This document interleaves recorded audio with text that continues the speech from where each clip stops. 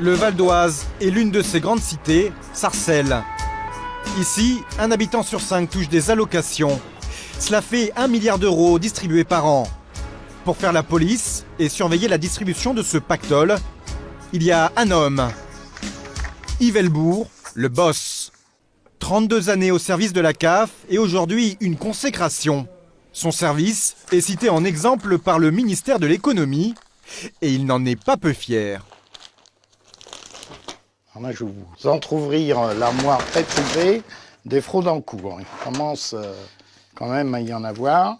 On remplit à peu près 2 classeurs, je remplis à peu près 2 classeurs par an. 2 classeurs pour tout de même 350 fraudes de détectées.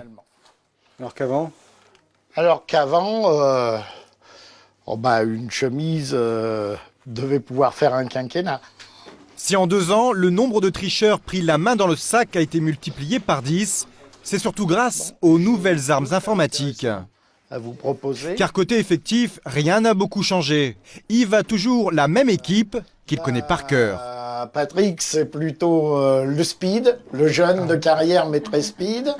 Francine, c'est aussi le calme, spécialité sur l'Est, et travaille beaucoup sur des fraudes en réseau. Il y a aussi Thierry. Le calme, la perspicacité, l'organisation stricte.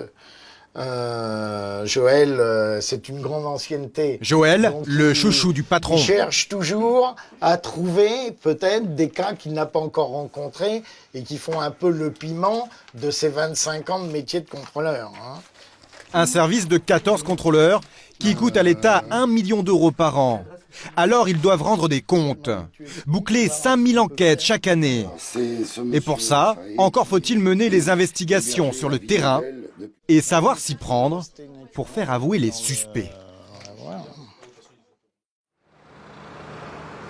La banlieue nord de Paris, c'est le territoire de Joël, la plus fine gâchette du service.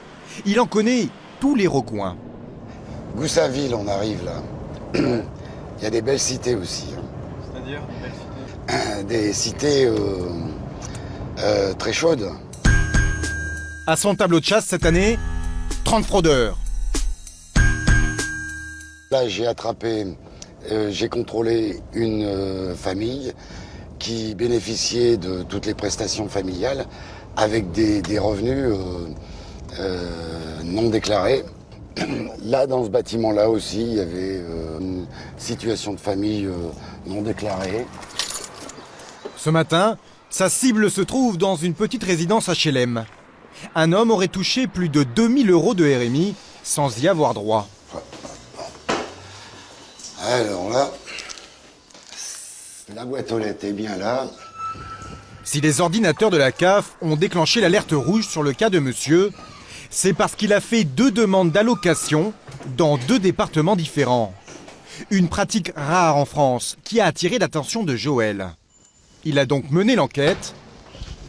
Bonjour, monsieur Debieux de la CAF. Et aujourd'hui, il est bien décidé à faire passer le suspect aux aveux. Nous l'accompagnons en caméra cachée. D'entrée, l'homme se prétend sans travail depuis 1 an. Mais le contrôleur a croisé les fichiers et consulté l'URSSAF. Il a alors découvert que son suspect avait eu un employeur. Il déclare à l'URSSAF que vous travaillez depuis le 5 octobre 2008. C'est des conneries, en fait. C'est des conneries. C'est des conneries. Eh ben, j'irai le voir, ce monsieur. Mais Joël combien- ne lâche pas le combien morceau vous avez fait, et lui met sous le nez la preuve de son quand même embauche. Privé. Ah oui, ça, j'ai fait 1 mois. Son interlocuteur reconnaît finalement avoir travaillé 1 mois pour une société de gardiennage. Joël veut maintenant les bulletins de salaire pour savoir exactement combien l'homme a touché. Vous les avez, tous vos bulletins de salaire, là? J'ai pas des bulletins de salaire de ce monsieur. J'ai pas les bulletins de salaire. Eh ben, j'irai le Il voir. m'a jamais donné des bulletins de salaire. J'irai le voir. Vous irez le voir. Un contrôle chez son ancien employeur. Le suspect commence à s'inquiéter. Ah, parce que c'est un frère. Bon, je veux pas lui créer des problèmes et tout ça. Ben, vous êtes en bon terme avec lui, alors? Vous Ouais, restez bon, toujours... C'est la famille. Là, c'est un frère, mais attendez, il vous a employé, vous a payé 800 € par mois, vous avez travaillé pour lui. Il doit vous fournir un bulletin de salaire. Ce jour-là, après 1 heure d'interrogatoire, l'homme ne lâchera rien. Bon, je vous laisse. D'accord. Allez, bonne journée, au revoir. À bientôt.